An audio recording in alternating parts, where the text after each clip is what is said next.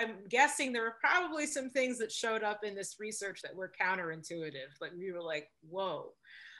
So is there anything that showed up perhaps even from a global perspective that you found surprising, or any other unexpected insights that came up?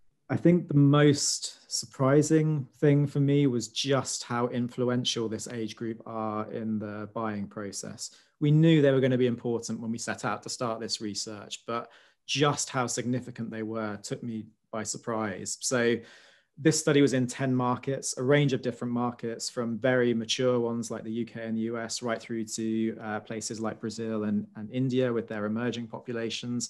But in country after country, we found that the betas, defined as 21 to 40-year-olds, accounted for 60 to 75% of business decision makers.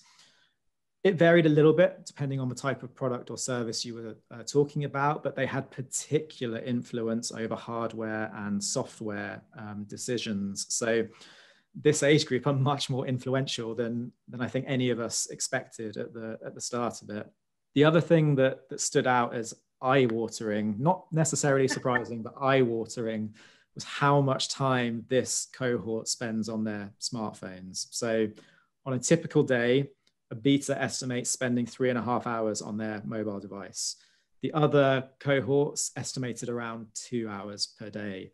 Now, if you sum that up, it means that betas, 21 to 40-year-olds, are spending an additional 550 hours per year on their smartphones. And that is a colossal amount of time in front of those devices.